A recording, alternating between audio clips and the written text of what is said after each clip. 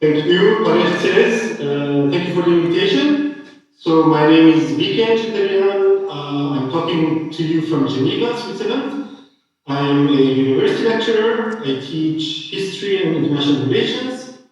I've started my career in Beirut, Lebanon, my hometown, as a journalist first, and then I worked in the Caucasus and post-Soviet space starting from '92, covering the wars in the Caucasus, Karabakh, Abkhazia, Chechnya, other regions, Central Asia, back to the Middle East, North Africa, and so on.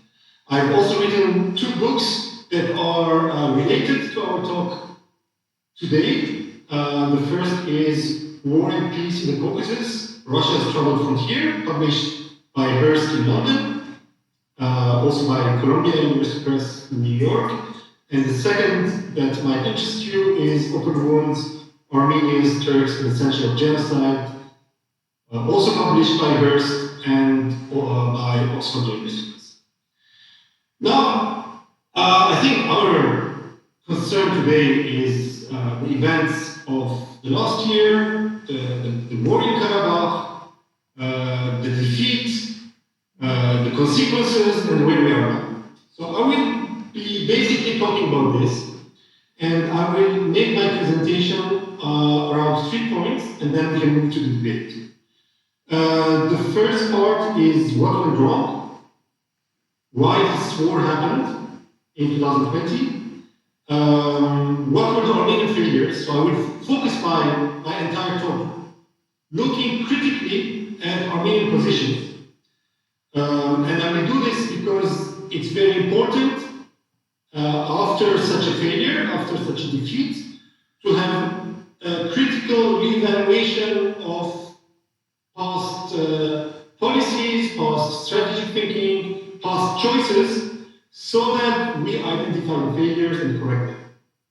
Otherwise, if we don't do this exercise, we are condemned not to reform, not to correct our mistakes, not to correct our failures, and we take the risk of repeating them. So I will start by evaluating what went wrong, from the Armenian side, why Armenia did not manage to avoid the second war and why the consequences.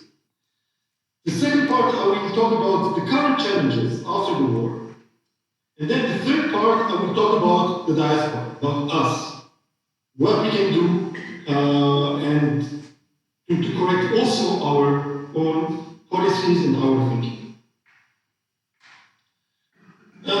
My basic thesis is that to understand the defeat of 2020 and to understand this failure, we should first understand that this was, first of all, an intellectual failure.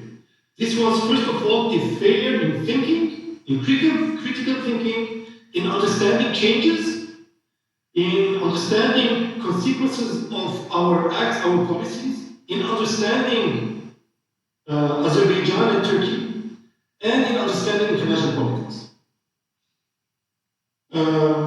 So my kind of red line throughout this talk will be what were the elements of our strategic thinking which led to this failure, and how to reassess them and how to try to correct them if we can do certain things. Now, if I want to be critical and criticize everyone else, probably I should also start by criticizing myself. As I said, I'm working in relation with the Karabakh conflict since '92. So I've been following this issue for some time now. And before 2020, I could see certain dangers, I could see certain risks and failures, but I failed to see others. So me, myself, I tried to understand why I couldn't see certain things and what I should do to correct them. So what did I see first? What dangers I saw? I saw the mistakes being made by Armenian leaders, specifically just before the war, certain choices of Nikol Pashinyan. I will come back to that in more details. And I was alarmed about this. I wrote certain things, you can see my articles in August. I was very worried about political choices taken in Yerevan. And I saw the risks linked with this. Didn't see is more important. I did not see Armenia's diplomatic isolation. If you remember, during the war, Armenia was very much alone, while during the war, Azerbaijan attacked Armenia. So Azerbaijan was the side initiating the military attack. Azerbaijan involved Turkey, a NATO member. Europeans, Americans are associated with Turkey, with the Turkish military. They had means to influence Turkey. They didn't do much. So this point, how did this happen? And then the third element is that Azerbaijan used Syrian mercenaries. And if we look by and large, there was no much reaction to this. And fourth, Azerbaijan used heavily Israeli armaments.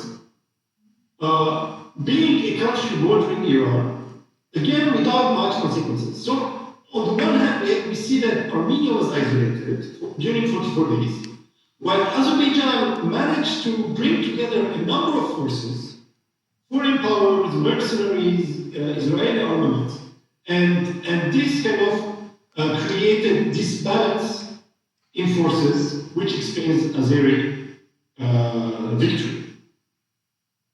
So we have to understand why Armenia was so isolated for 44 days. Okay, on November 9, Russia intervened, and in a few hours the conflict stopped. Why did Russia wait so long? Why no other power intervened to start this war before? So these are questions we have to ask. The second big point on which I didn't have much knowledge, and my kind of impressions were that Armenia would do much better, was on the military field. Armenian military kind of performance was very low level. I didn't expect that it would be so low level. And this cannot just be explained by Azerbaijan having Turkish drones, Israeli drones, and so on. And of course, superior armament and superior number of soldiers. I think the basic failure, military failure, was again in strategic thinking. Armenian military strategy imagined one scenario of warfare, and they tried to do their best for that scenario. And this scenario was, in case of Azerbaijan attack, Armenian forces trying to defend the line of contact. 3 lines of trenches, all around the security zone, and this was seen as the ideal military line that Armenian forces needed to defend. So once, a week after fighting, Azerbaijan broke into this line and started advancing, Armenian forces failed to reposition themselves and to have scenario B for managing the war in a different context. And this failure is because Armenian military strategies. I'm protecting this. I don't have internal access, internal information, but the way things evolved shows that Armenian military strategy didn't take this into consideration. Armenian military units were not trained for Plan B. So once Plan A failed, they couldn't redeploy their forces to more favorable positions in the mountainous regions, where they had already prepared positions, hideouts, command and control, operational centers, ammunition, and all that. So once the line was broken, Armenians couldn't stop Azerbaijani attacks. Now, I will leave the military affairs aside. It's not, I'm not a specialist in this. I have covered some wars here and there, but I'm not a military person. So I will go back to the failure of military thinking. And I will start by the most recent, that of Nikol Pashinyan. So what worried me in the position of Nikol Pashinyan was his first declarations, which were at the time sounding very positive. So, for example, you might remember that I think it was 2019, early 2019, when Prime Minister Pashinyan said, I don't have mandate to talk on behalf of Karabakh Armenians. Karabakh Armenians should be integrated in the negotiations process. Now, this might sound very democratic, very reasonable, very peaceful, but if anyone knows the negotiations process, knows that Azerbaijan is strongly against integrating Karabakh Armenian de facto leadership in the negotiations process. So if Yerevan says this, the outcome could be that Azerbaijan will say no. Is the results of this position. It is either Yerevan says this and then says no, we go back to negotiations, or Yerevan says we want Karabakh to participate and you block the negotiations. So it's not in Armenia's interest to block negotiations, because we know that Azerbaijan is threatening by war, because we know that in 2016 Azerbaijan even put these threats into action in the 4 days war in April, and provoking any kind of misunderstanding. I'm not talking about blocking the negotiations. Even misunderstanding in the negotiations process means that you are taking risk with warfare. This was not in Armenia's interest, this was not in Karabakh's interest, and this was completely absurd. And after that, Mr. Pashinyan went even further. He started making declarations like Karabakh is Armenian, finish, on symbolic level, making declarations which, from the position of Azerbaijan, was unacceptable. Now, how to explain all this? Why these mistakes? I have one explanation, which is that after the 2018 revolution, the former kind of ruling leaders, people around Vicken or Webster Cheterian, started attacking Nikol Pashinyan that he will betray Karabakh. I think this kind of game itself is very dangerous. But it's even more dangerous for the Prime Minister, who didn't need to fight this fight. It wasn't his fight. It was not part of Nikol Pashinyan's promises to solve the Karabakh question. His promises were fighting corruption and democratization. So Karabakh was not part of his revolution project, or when he became prime minister, part of his administration's program. So the huge mistake of Nikol Pashinyan and his team was that they were carried to internal fight, which was not their fight. And he started making announcements, not thinking about Karabakh, not thinking about Azerbaijan, but thinking about how to fight accusations that he is going to sell, land, that he's going to sell Karabakh. So here, for me, the huge mistake of Pashinyan is that he fell into this trap. Of course, the other mistake is that the ancien regime forces, they dragged Pashinyan to this fight. And by doing that, they took huge risk on the question of Karabakh. Now, I will move back further in the past, and then we'll talk about strategic mistakes done during 30 years of Pashinyan. When Sarkisian was the leader for 10 years, and before that, when Webster Cheterian was the leader for 10 years. So we have 20 years when the strategic thinking of Armenia was how to keep the status quo, how to preserve what we have, and to think that with time, Armenia will kind of solve this problem without much concessions to Azerbaijan. Now, if we take these 20 years,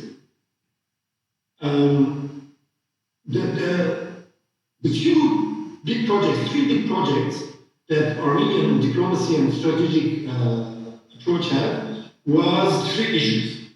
First, of course, is solving the Karabakh problem.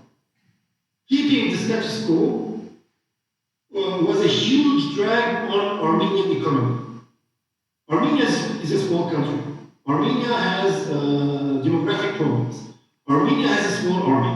So to think that on the long term, to keep this trench defense, World War I style defense lines, and not to do all efforts necessary to solve this problem and to ease tension, and not to have the necessity of keeping thousands of young men on the front line was a huge strategic failure. And but the choices made was how to keep the status quo and not to invest enormously to solve the problem.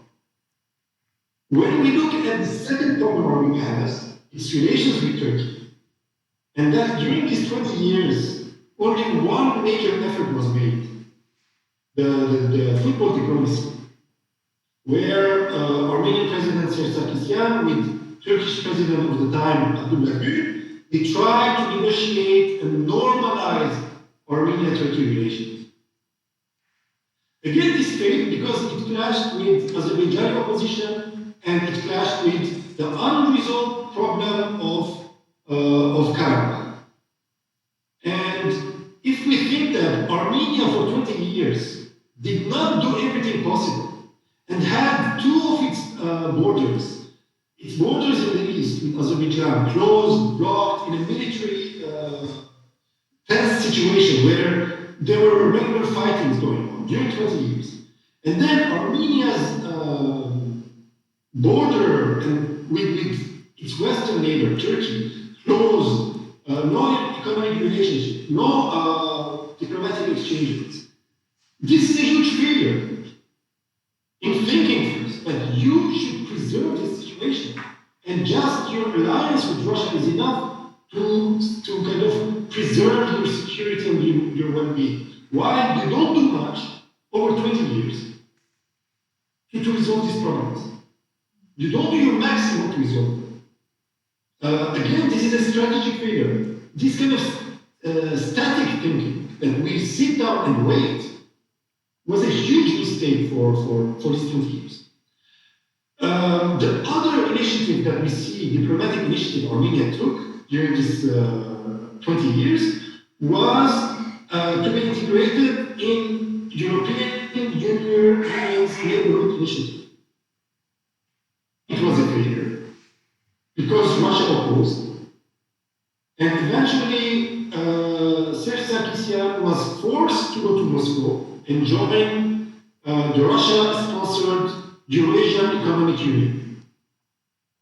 So I'm saying all this to say that for 20 years, Armenian diplomacy was not doing much, was just managing routine work, and didn't have strategic thinking, didn't think large, didn't say, we have problems, we have to do everything to solve them.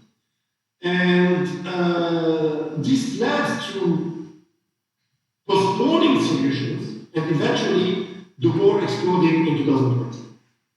Now here I have to also add something that for the last more than 20 years, under Vicken Cheterian, Sargsyan, but also under Nikol Pashinyan, it's the leader of the state, so the president in the past, the prime minister today, which has monopolized all decisions concerning foreign policy.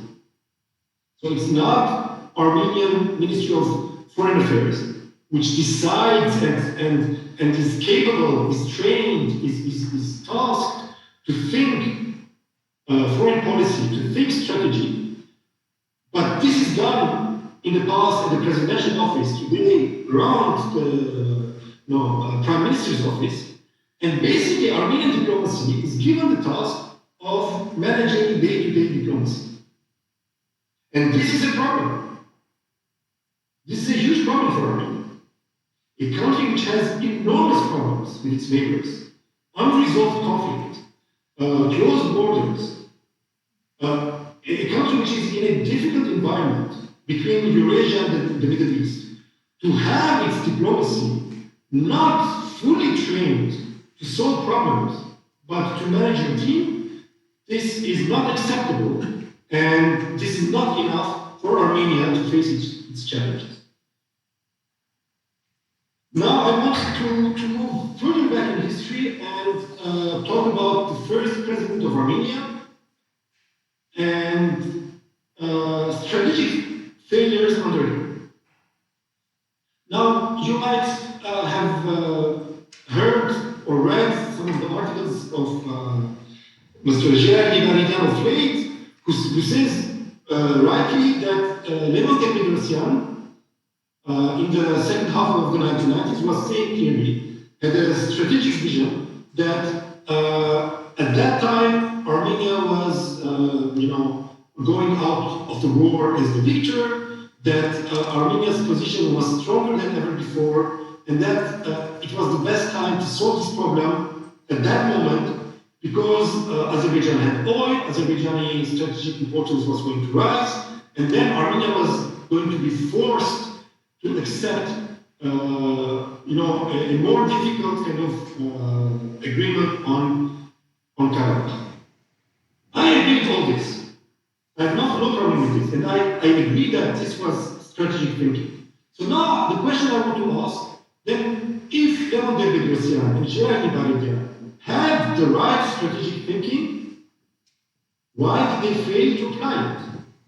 And here I have to say that when Leon Perestroika wrote his famous article published in Hayastani Harabitri, War or Peace, I don't remember, was it in 97 or 98? I think it was in 97. I think the problem was that Leon Perestroika had the right thinking, but at that time he didn't have the political capital to implement it in Armenia. Because Leon Perestroika was going out of two controversial elections, 96 presidential election and 95 parliamentary election, where the results were contested and probably falsified. And that's why Leon Perestroika was very marginalized and weakened in Turkey. And that's why, although he had the right vision, he didn't have the force, he didn't have the political capital to argue and to convince Armenian public opinion that this is the best solution for Armenia, for Armenians, and for Karabakh Armenians. Now, if you want, it's the opposite concerning Nikol Pashinyan. Nikol Pashinyan in 2019 had the political capital. He could have done something more intelligent with the Karabakh question. But instead of that, he didn't have the right vision, he didn't have the right strategic thinking, and he and his team didn't have the humbleness to say, okay, we don't know much about this, let's consult, let's bring in the old guys, let's bring in other experts, and first listen to them before launching projects which brought Armenia to diplomatic dead end, and then eventually resulted in rising tensions with Azerbaijan and eventually into war. Now, one of the biggest strategic failures of Leon Perestroika was to mix Karabakh and Armenia. Leon Perestroika rightly didn't recognize Karabakh as part of Armenia. I think that was very important, very intelligent. Otherwise, you could take the risk of conflict much earlier. At that time, under Leon Perestroika, Armenia did not recognize Karabakh's independence to open the possibility of negotiation with Azerbaijan. After the first Karabakh War, Armenia had all the interest to avoid Second War and to find a diplomatic, political, negotiated solution with Azerbaijan. So Armenia had to do everything possible for this. But the failure in Leon Perestroika is that Karabakh is Armenia. not just with appointing the former president of Karabakh, Mr. Vicken Cheterian, as his prime minister. And he did this because of the 96 contested elections. He did this because he needed the symbolic capital and importance of Karabakh to reinforce his internal legitimacy. And this was a huge mistake. And here we see how when you don't have your home in order, when your house is not in order, when your political institutions are not functioning well, when we have contested elections, when we have legitimacy in elections, then your foreign policy, your attitude in relation with Karabakh and Azerbaijan and the conflict will be confused. But it goes further back. Already in 93, Levon Perestroika appointed the former defense minister of Karabakh, Mr. Sargsyan, as the defense minister of Armenia.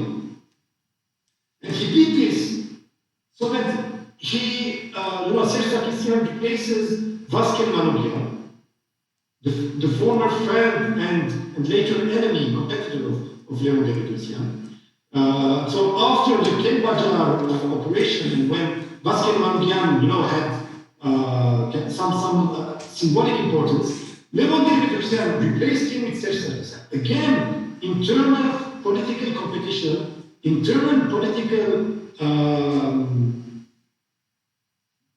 elements came to overshadow, came to be more important than the question of Karabakh, than the conflict of Karabakh.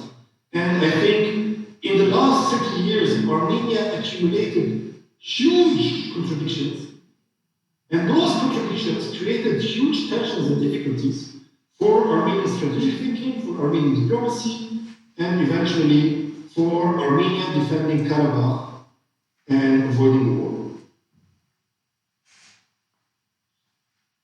Now I will move to the second point in my presentation, and we talk about the current challenges. The biggest challenge for Armenia today, the biggest challenge for Armenians today, is how to do, what to do to ensure the physical security of Karabakh Armenians on the short term, but also on the long term. Before the war of September 2020, the security of Karabakh Armenians was guaranteed by the army of Armenia.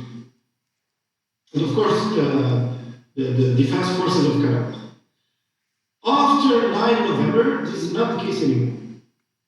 Now, the physical security of Karabakh Armenians is ensured by the deployment of Russian military in this region.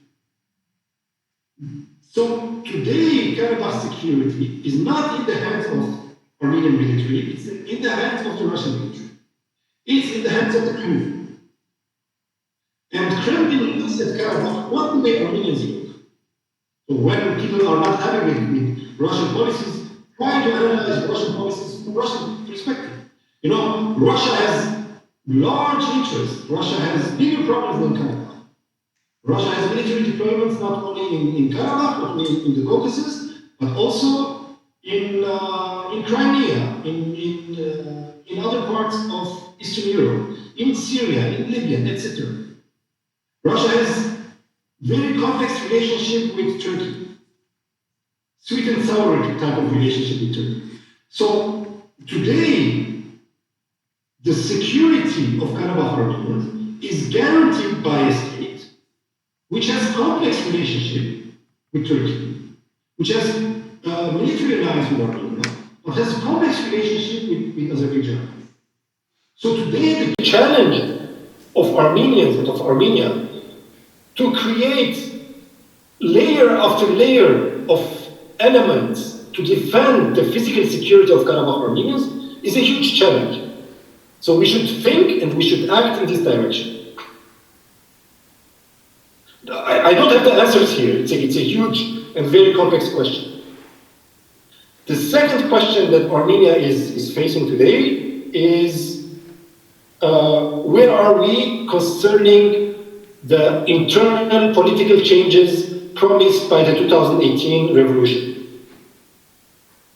The revolution promised us fight against corruption, it promised us democratization, but the 2020 war also showed that we need much more than that. It showed that Armenia remains an underdeveloped country, that Armenian institutional setup is very inefficient, that Armenian diplomacy is not efficient, that Armenian military is not efficient, and Armenian political thinking is not mature. If you follow the political debate in Armenia, the pre-election infighting going on between those supporting Nikol Pashinyan and those supporting opposition figures, be it Robert Kocharian, be it Serge Sarkisyan, be it Tashnak Stu, be it others, you know, the debate and the level of the debate, for me, is not on the level of the challenges Armenia and Armenians are facing. So, we are not only in front of huge challenges on how to secure Karabakh Armenians' well-being on the long term, but also we are in front of huge challenges concerning Armenia's internal reforms, democratization, modernization of its institutions, for which it's not clear whether we have political forces who are capable to articulate a vision, but also to mobilize resources, to mobilize forces to carry out this vision. So it's not just enough to have visions, right? I already said that, for example, Leonid Debrecen had a vision on how to best solve the Karabakh conflict in the late 1990s. But he didn't have the internal force, and he made alliances with the hardline military elements in Armenia who were against his vision. So, in a word, Armenia today has enormous challenges, and I'm not sure it has the political maturity, political institutions, and the social forces to fully answer these challenges. Now, I want to move to the third point and talk about the diaspora and where we are and our role in all this, and our role in other challenges.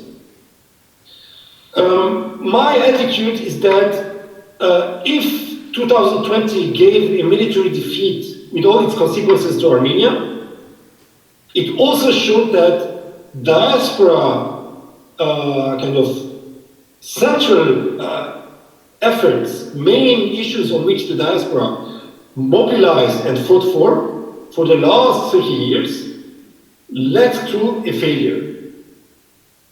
And that the diaspora should revise its engagement with Armenia, with its own struggles, and re-articulate those issues in a way that answers the challenges, but also to develop instruments, the necessary instruments, that we can kind of answer to the challenges we put forward. So it's not enough in the diaspora to say, we want to do this. If we cannot do it, maybe it's better not to say it at this moment. My basic thesis is that in the last 30 years, diaspora attention has been largely focused on Armenia. So the basic efforts of diaspora institutions was focalized on helping Armenia and helping Karabakh. So in what way did we try to help Armenia? First, we tried to help Armenia in lobbying, in supporting Armenian diplomacy, in lobbying for the Karabakh cause, and so on.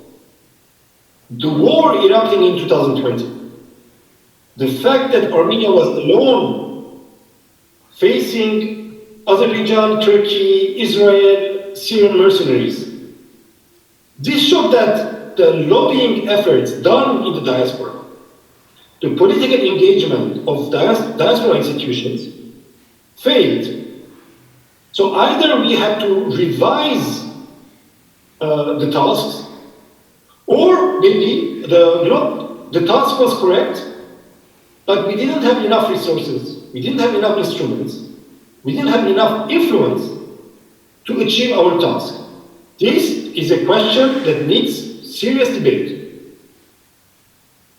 To re-articulate the political task in which ways Armenian diaspora institutions engage politically with Armenia, with Karabakh, especially in this new configuration, post-war configuration, and to see, can we do this or not? If we can't do the maximal plan, we don't have resources, then we might need to revise our strategic thinking. Or we say that, no, our thinking is fine, but the energy we invested, the money we put in such projects, the human resources we had were not enough. Then we should invest more. But it's an open question. It's a question that on which we didn't work enough in the past. We were just routinely working without revising the results. And this brought us to the failure I described. The second major issue of diaspora institutions was to support Armenia materially in its transition from post-Soviet model to a modern functioning economy, institutions, basically diaspora engagement in Armenia's development. These two, after 30 years, we see that diaspora institutions are still sending humanitarian aid to Armenia, to Karabakh, that for years diaspora Armenian institutions were financing road construction in Armenia and Karabakh. They were financing reparation work of schools in villages in I don't know which province of Armenia. Of course, all of this was first absurd. I think it's not the work of the diaspora institutions to put aside their savings. Diaspora institutions, they get their fundings from the savings of diaspora members. And traditionally, these savings were done to finance our diasporic schools, newspapers, centers like yours, football clubs, translation of newspapers, of books, of publishing, of culture, of music. So we took away money from our schools, from our youth clubs, from our writers, from our newspapers, so that we financed road construction in Armenia. And this is not our task, I'm sorry to say. This was a huge mistake. My position has been over the years that, yes, during the First Karabakh War, we had to help Armenia financially, in the sense of humanitarian aid. After the earthquake, it was normal that we help Armenia. When there were refugees, it was normal to help Armenia in the humanitarian sense. But starting from 95, 96, 97, it didn't make sense anymore. And those monies sent, today we see that they did not help Armenia solve its problems because Armenia was inefficient, because Armenian state institutions were inefficient, plus corrupt. So it's not just corruption, it's also inefficiency. Those are mostly unreformed Soviet bureaucratic institutions. They need serious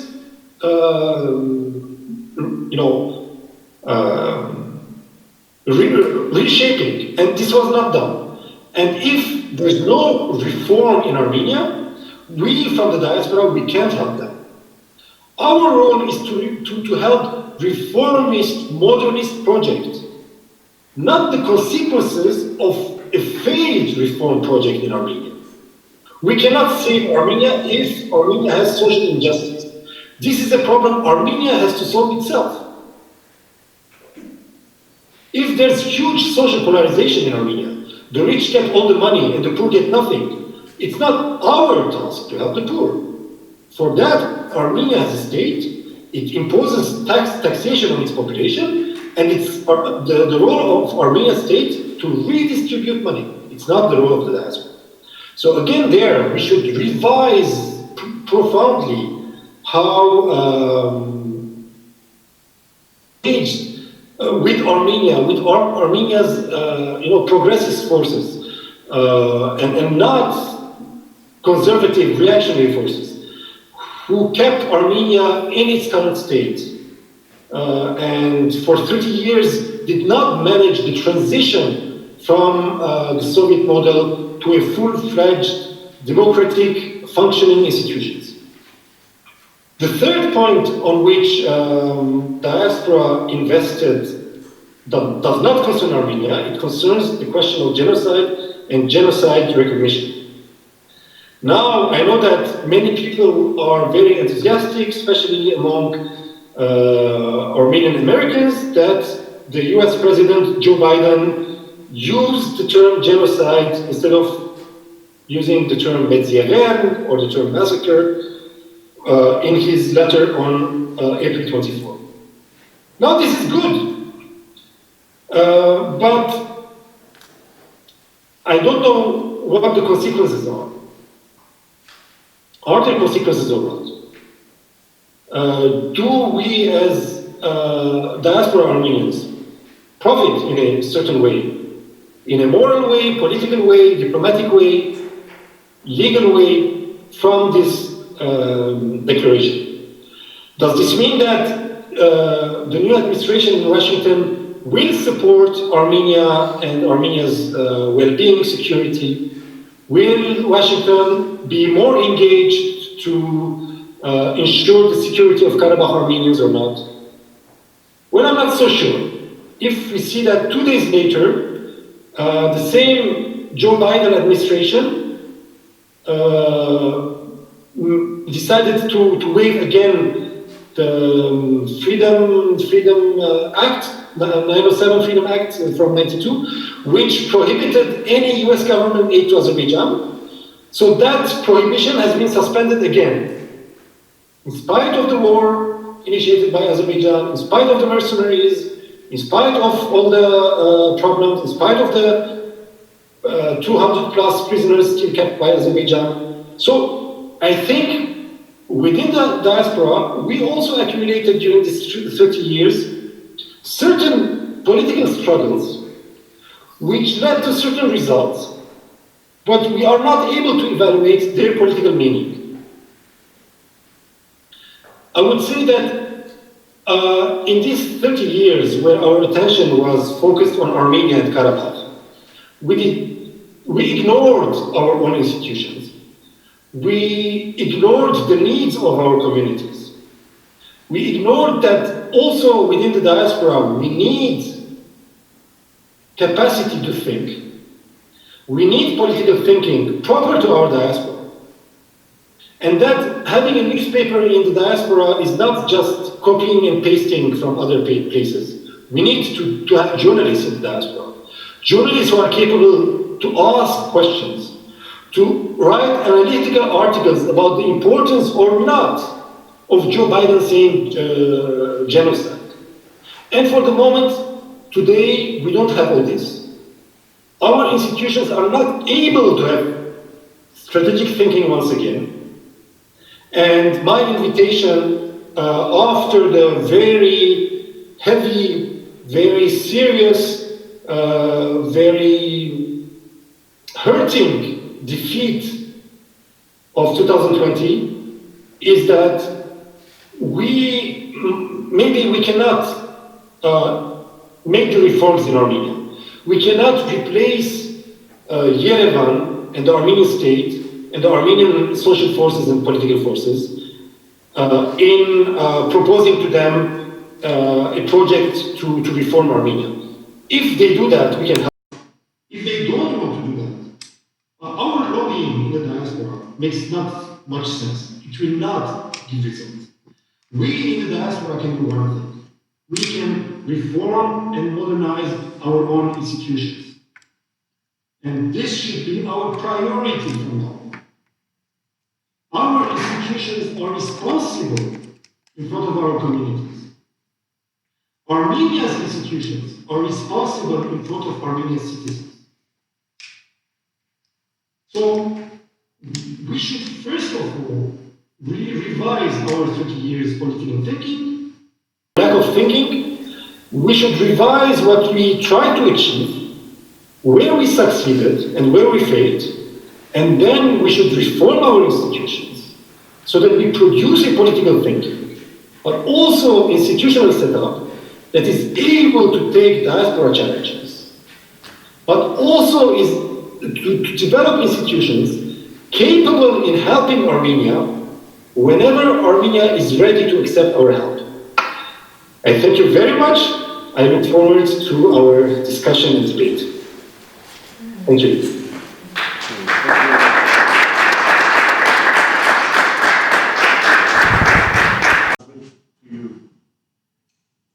Any questions? Or you're still in shock and awe?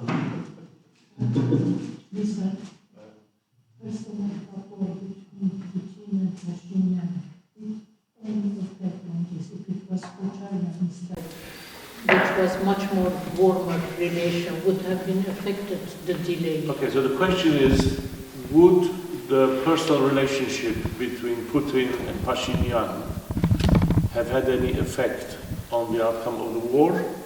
Delaying the stopping or delaying whatever. Yeah, or delaying such a war in comparison to, let's say, Putin's relationships with the previous prime minister, like Kocharian or Sarkisian. They were the original Karabakh thing. Yeah, because they were from Karabakh, Kocharian and Sarkisian. Well, he was not. Okay. Well, he was obviously not from Karabakh, Pashinyan. Would you like to answer that? Yeah, okay. Probably there's more than the personal relationship between Russian President Vladimir Putin and Armenian Prime Minister Nikol Pashinyan. I think Pashinyan tried to please Putin. And probably Pashinyan had convinced himself that he managed to please Putin. But probably Putin looks at Armenia not just from the personality of Nikol Pashinyan, towards whom he might or might not have big sympathy, but we know that for Vladimir Putin and his regime, also in place for the last 20 years, 21 years now, the biggest fear for Putin administration is a Pashinyan-style velvet revolution inside Russia. And we might remember that last year there were some social movements in another country which is important for Russia, Belarus. So I think apart from the personal relationship, the quality of which it's difficult for me to evaluate. So Mr. Putin is very well trained former KGB officer. So he might say something to you in a very straight face, and he might be thinking something totally different. He's a real politician, unlike Armenian politicians who tell you what they think. You know, other politicians, professional politicians, they say what they want you to hear, not what they think. So I cannot evaluate the personal relationship, but for sure, for Putin administration, a revolutionary kind of administration in Armenia, and its success, it's not a good news for Russian public opinion. So there's a basic kind of contradiction between post-2018 Armenia, where the ruling elite resulted from a social movement, and the major military economic partner of Armenia, which is a very conservative state and leadership like Russia of Vladimir Putin.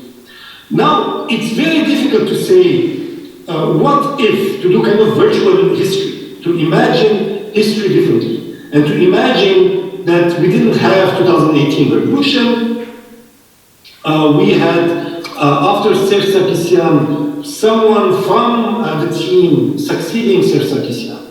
Or we can even imagine Robert Kocharian succeeding Serge Sarkisian, right? In our vast imagination, we can imagine that. I mean, just like Putin Medvedev kind of exchange, we can imagine after Serge Sarkisian, Robert Kocharian coming back. Now, let's imagine we are in 2020 and we have Robert Kocharian as Prime Minister or President of Armenia. So the question, was Russia going to intervene after 4 days, 5 days, 9 days, or 44 days? I don't know, because Russian calculations in the Karabakh conflict are not limited to Russia-Armenia relations. This is a very complex paradigm. It includes Russian relations with Armenia, but it also includes Russian relations with Azerbaijan, but also very complex Russian relations with Turkey. And the answer to this, how was these complex factors going to play out? And how was Russia going to calculate its cost-benefit kind of relationship?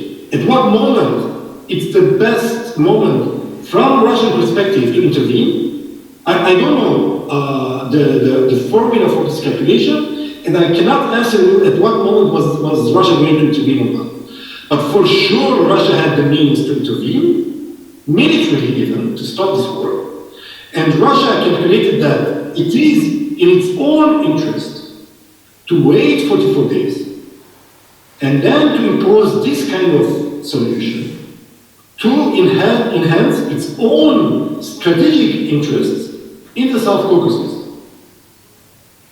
So Russia played its cards correctly towards Armenia and towards Azerbaijan. So it's up to Armenia to think how to read politics, to be able to play this very complex game in the best interest of Armenia's population. We are not there yet, it's work in progress. Thank you. Any other questions from the floor?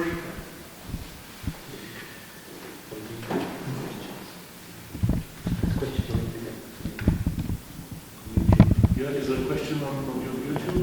What's the question? Somebody tell me?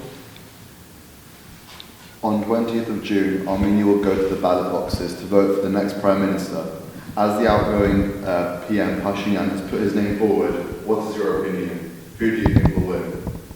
Okay, so the question from YouTube is that there's going to be elections and Pashinyan is going to be on the ballot form.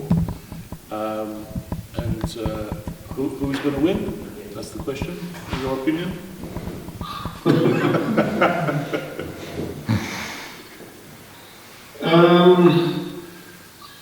Yes, there are elections on June 20, and Pashinyan is evidently the candidate, and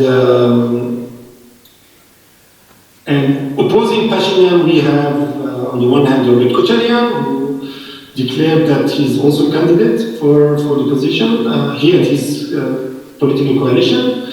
We also have Serge Sarkisian, so it's interesting that the two former presidents did not create an alliance, but they are competing each other. That's also interesting, right?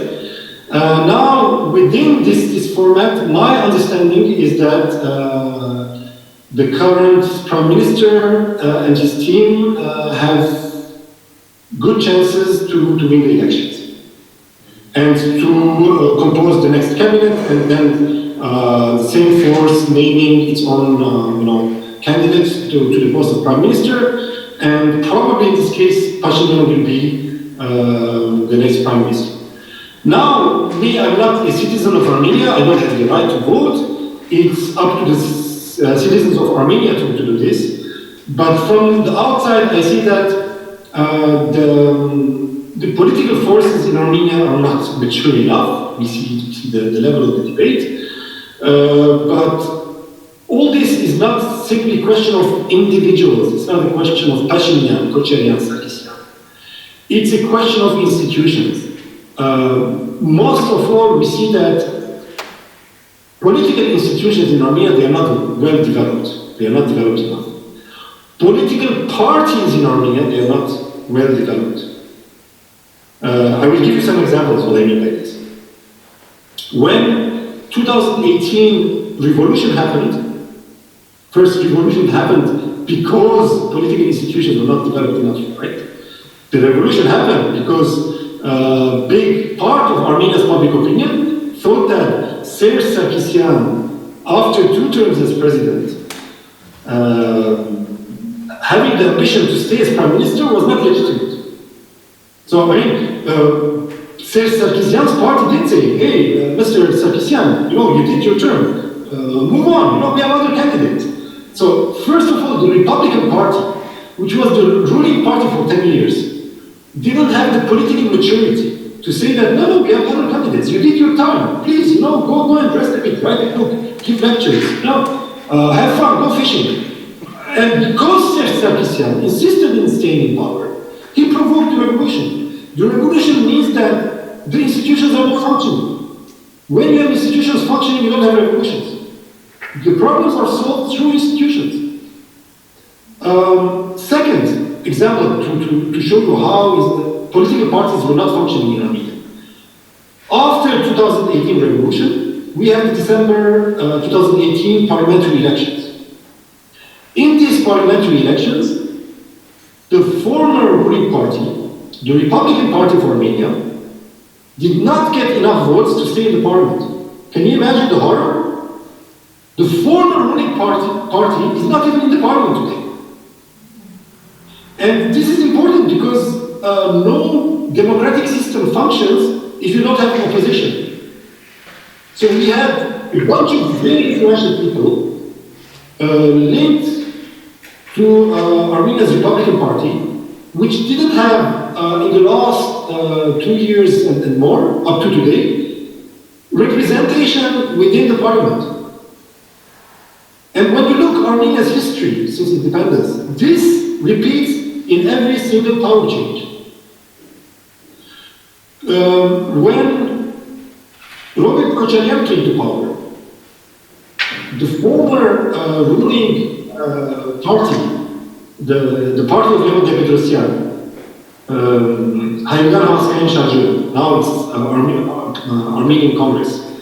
So Leon Perestroika's party didn't survive in the next parliament. Again, you see the same pattern.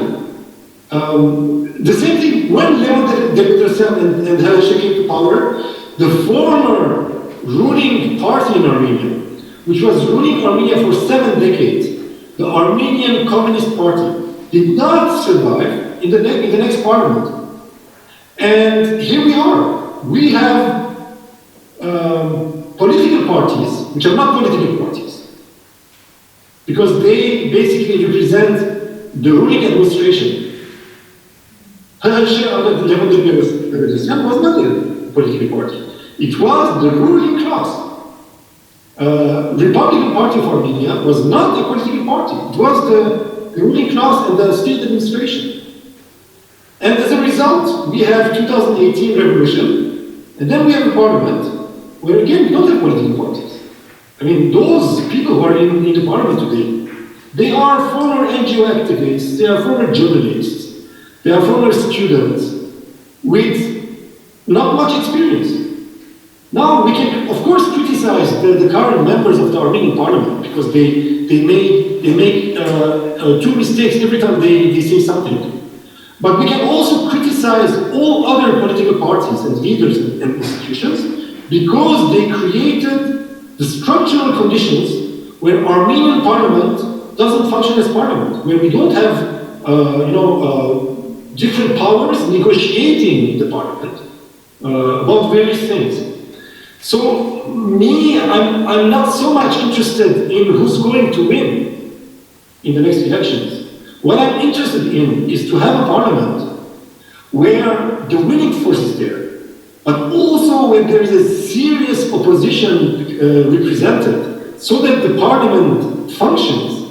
And by the parliament functioning as a parliament, not just signing whatever the executive is telling them, so that we have political parties taking shape. Because if you don't have a parliament functioning, you don't have any need for political parties. Political parties become empty shells or Yerevan-centered discussion clubs. That's what they are today. No, they are discussion clubs in the center of Yerevan. They don't have any branches in the suburbs of Yerevan, not to talk about villages and formerly industrial towns all around Armenia. So I'm more interested in structural change in Armenia than whether it's Mr. X or Mr. Y comes to power. Okay, thank you very much. Pretty comprehensive answer. May I ask, sorry, come on.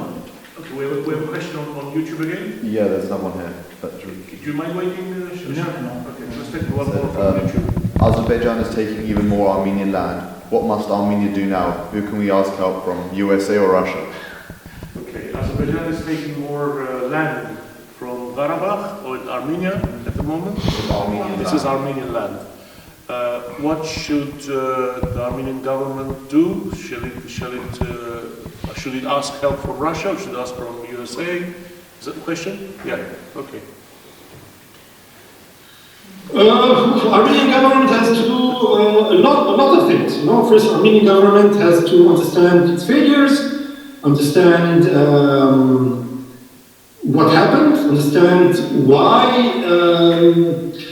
it didn't get the help it needed from Russia, from the USA, from France, from Iran, from Iraq, and so on. All that is important. But also Armenian government needs to understand Azerbaijan and Turkey. And Armenian government needs to change the rule of the game, the rules of the game being played in the region today. This is a huge challenge, it's not easy. But it's not in the interest of Armenia today to continue the logic of confrontation. It's in the interest of Armenia today to create enough pressure on Azerbaijan coming from multiple sources to ease tension, to ensure the release of the prisoners, to demilitarize the Karabakh area, and to make the life of Karabakh Armenians, of the Azerbaijani population in this area, of the Armenian population in frontier areas, as normal as possible. We should stop thinking about Karabakh conflict in the way we thought about it between 1994 and 2020. That it's enough to have trenches, it's enough to have soldiers, and to defend this life. Now, the daily life of Karabakh Armenians and the daily life of a number of villages along the frontier is in direct contact with Azerbaijani soldiers, but with also Azeri civilians. So it is the responsibility of the Armenian authorities, but also that of Azerbaijani authorities. I'm not saying that it's only Armenia that should do it, but Armenian authorities should do everything that the daily life of those civilians is as safe and secure as possible. Now, I don't have the magic formula or to answer how to achieve this. I don't think that a phone call to Moscow or a phone call to Washington or to the General Secretary of the UN will solve this. This is a long-term engagement. And, you know, Armenian foreign policy should be very dynamic, very jagoon, very creative to achieve the results we aspire to.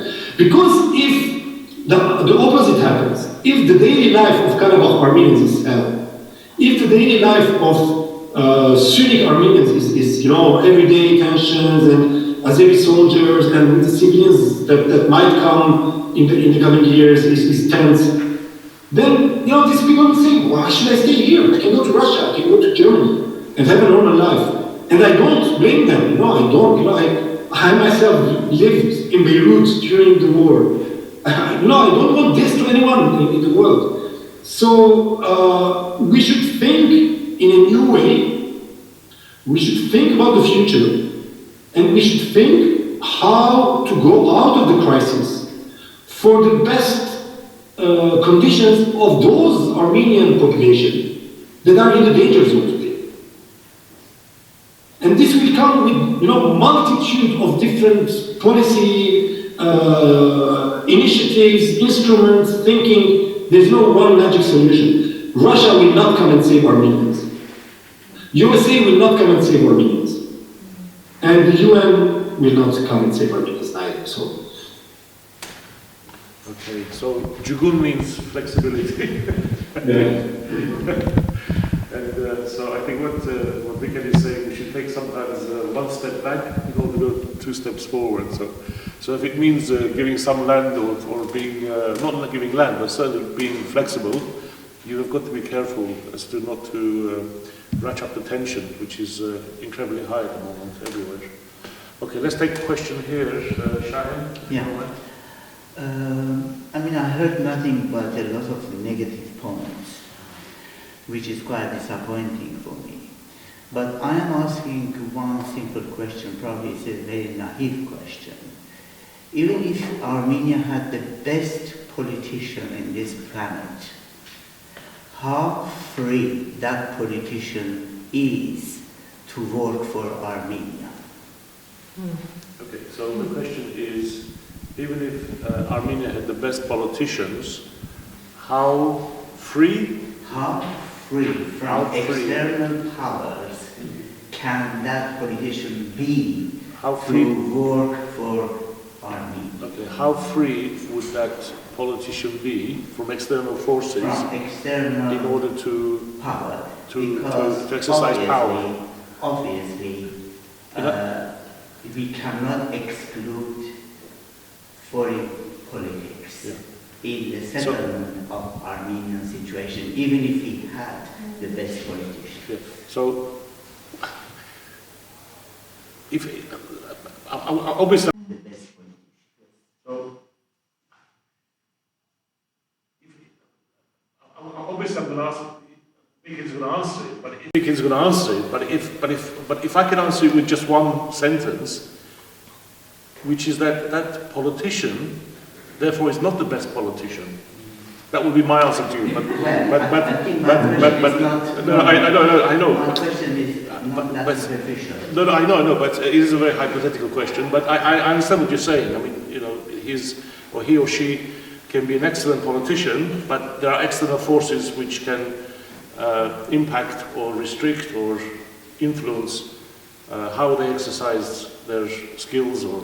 I will give my answer to what I understood. I mean, the question underlines the importance of Armenia having not only an intelligent leader, okay, probably that's what I understood, but I mean, just having intelligent politically, right? It's not intelligent having a PhD in nuclear physics, that doesn't help. But to have the political sense of understanding what are the challenges today and what I should do to lead my nation in the future. But if I go and do this excursion, which I did of the last 30 years of Armenia's independence, it's for leaders and how different leaders behaved, I would say that it's not enough to have a good leader. We can have a good leader who is politically isolated within the country, who does not have enough political capital inside the country, and as a result will not be able to lead correctly. But your question concerned foreign policy. And of course I agree with you, Armenia is a small country. So, I mean, a small country is always under the influence of foreign powers, right? Not just from the perspective of security, but also financially, economically, technologically, food security-wise, and so on. And this underlines even more the importance of having a dynamic, intelligent foreign policy. And that's the huge failure. When we look at the last four leaders, when you look, it doesn't matter whether they said, I'm a democratic leader, I want democracy, or I don't want democracy. When you look at the way they behaved, when you look at the way they took important decisions, those decisions were taken in a closed room, in a small cabinet, between the leader of the state and 3 or 4 of his close collaborators.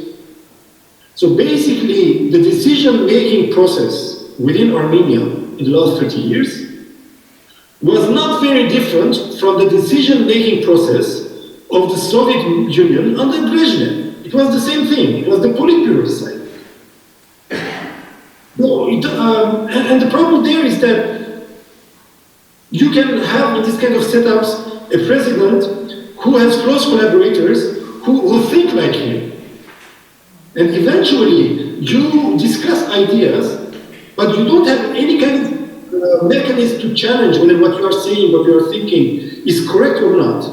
What are the consequences? What would other circles, other social groups, our neighbors, our allies, our enemies will think about this decision from your side?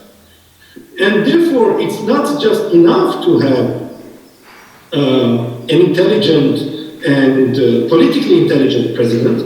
We need also that this leader is legitimate in the eyes of the Armenian population, in the eyes of the Armenian citizens of Armenia. But also we need political institutions that are developed, that are intelligent, that support the decision-making process of this intelligent leader. When, in the beginning, I started my presentation by saying, me too, I failed. I didn't see the horrible situation in which Armenian military was. Basically, I was thinking that Armenian military is much more ready to confront Azerbaijan military. So why did I fail? I failed because I read Armenian media. And Armenian media says lots of things which are not correct. So when you don't have a professional media, when you don't have a professional journalist, who after the 2016 war presents you a very solid analysis. What are our failures? Why in 2016 we could have seen certain dangers? And then follow up. Is the Armenian military doing the reforms necessary to do? When you don't have this kind of institutions, when you don't have mass media functioning as mass media, when you don't have universities functioning as universities, when you don't have research institutions taking all these questions we are asking and making an in-depth research about this, then it's not enough just to have one very good, very intelligent, very smart, handsome-looking, leader. It's not enough. There's a question, I think, on YouTube. Yeah, what is it? The challenge is that the population of Armenia continues to shrink and the diaspora increases. Isn't it time to look at the Armenian nation as a whole and have a national tax on all Armenians? Okay. So you have to break that down to me, please. So the challenge is? It also continues to say, how can Armenians from diaspora be implicated in Armenian economic... I can't repeat all that. Let me see if I can read it. Do you mind just breaking it down into 2 or 3 parts and I can relay? Unless you want the microphone yourself. It just says, so, should there be a national tax on all Armenians? Should there be a national tax on all Armenians? And I guess how can the diaspora be more involved? I guess it's just the overall question. And how can diaspora be more involved? I don't know how much of the question was conveyed there. So concerning taxing the diaspora abroad, I don't think the term taxing is the right term because you cannot impose it, right? I think in the UK, the government imposes its taxes on you. You cannot choose, right? If you say, oh, I don't want to pay, it doesn't work. At least this is the case in Switzerland. We cannot argue this with the government. We have to pay the taxes.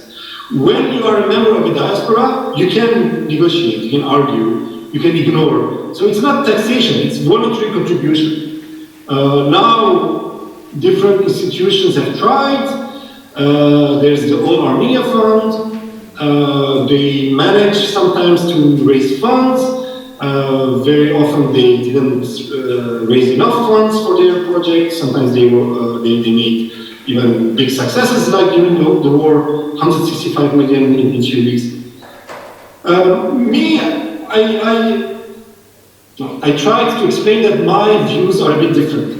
I think the primary responsibility of the diaspora today and historically should be to maintain our diaspora institutions. Our institutions should be responsible for our well-being. They should be responsible to produce Armenian culture in the diaspora and to pass this culture from one generation to the next. And my argument is that in the last 30 years, we accumulated huge problems in this because our institutions gave priority to projects in Armenia. I mean, this goes in the sense of the question, I think. But also there's a second thing which needs to attract our attention, is that in the last 30 years, 40 years, our diaspora has mutated, metamorphosed dramatically. If we go back 40, 50 years, our diasporas were still mainly Middle Eastern diasporas. Today, our diasporas are North American, Russian, European, Australian diasporas. So we have been moving, we have been on the move. And our institutions didn't move with time. Our institutions are still the old Middle Eastern institutions, but with less money. Do you see the problem? I think our diasporic culture, our diasporic identity is of huge value, and we should invest in this. We should learn our culture. We should learn our history. We have so many things to teach to humanity. But if we don't know our culture, if we don't know our history, if we don't know our literature, what does it mean to be diaspora Armenian? It will mean nothing. And then our identity in the diaspora will become meaningless. Now, I also think that for diaspora Armenians, Armenia is very important. But I think we should have partnership in Armenia. We should not be an appendix of Armenia. We should not say, yes, sir, to whoever is in Yerevan. We should not say, if you're the president of Armenia, you are right. But we should also not intervene in the internal political affairs of Armenia. We should tell Armenia, but for that we need developed institutions capable of having their own political identity and thought. We should say to Armenia, hey, Yerevan, we are ready to help you as partners. And if Yerevan partners with Armenians in the diaspora, we can do miracles. We were just in the question before saying that Armenia is a small country, therefore dependent on foreign powers. True. But also Armenia is a small country. Modernizing Armenia is very easy. Why did we fail for 20 years? Modernizing Ukraine is difficult. Ukraine is bigger. Ukraine is, at the moment of independence, Ukraine had 52 million. Now it's 42 million. And Armenia had 3 point something, now it's around there. You see the difference of scale. Reforming Russia is difficult. Modernizing Armenia is easy. So we should learn why our help to Armenia didn't manage to modernize Armenia. Why don't we have a fully modern, economically progressive, self-satisfied, export-oriented, intelligent economic Armenia, capable of having the best universities, of recruiting the best professors from America and giving them jobs in Yerevan? Why do we have this? And if we understand why we failed, then we understand how we can help Armenia. Because it's not money sent to Armenia that we have. There's lots of money in Armenia. There are some oligarchs in Armenia that have more money than you and me and all these people listening to us together. So there is money in Armenia, but money is not invested in the right way. If we don't have reforms in Armenia, our aid will not give results. That's why I'm suggesting, it's been a while, that diaspora and Armenia should partner together to reform both diaspora institutions, but also institutions in Armenia. And of course the question follows, diaspora is not a country, it is not one entity. It is a fragmented, different sized communities with different resources. So while we are talking about being partner of Armenia, being partners in diaspora, really diaspora is not a unified country, it's not a unified entity, it's not a unified partner. So therefore, how can it... So the first stage maybe is about uniting the diaspora and reforming it, as you said, and then engaging with Armenia. Anyway, many more questions? Yes, please. In September, in UK, media coverage was very poor. What do you think of this diaspora Armenians marching and trying very hard in the middle of the pandemic to make the outside situation known to the world? So the question is, in the UK and elsewhere, there were many demonstrations during the pandemic, trying to put the war and what was happening in Artsakh on the agenda. And the question is, what do you think of all the marches? And what do you think about all the protests? marching and lobbying, all the noise that the diaspora or the UK Armenians or everywhere they did? I mean, of course, the war touched in a very acute way all Armenians, right? And there were demonstrations, there were young people, old people, Armenian diaspora communities where many people joined that in the past were not engaged in diaspora community life and so on. Now, the challenge is how to keep those people who show their interest, who show their engagement with Armenia, who manifested their readiness to engage their time, energy, financial means to help Armenia. How to propose to them institutional setup so that we continue this work. And the challenges related with the war did not end. The struggle needs to go on, as I said. Karabakh security, Karabakh Armenian security, and well-being on the long term, the borders, and so on. And today, in the diaspora, we need to do two things. First, open up our institutions so that our institutions are institutions for our young generations. Many of our young generations, when you talk to them and listen to them, they say, we try to go to the center, we try to talk to the foundations, and eventually we find that, they don't listen to us. We don't have a place. We want to do things, but they do things differently.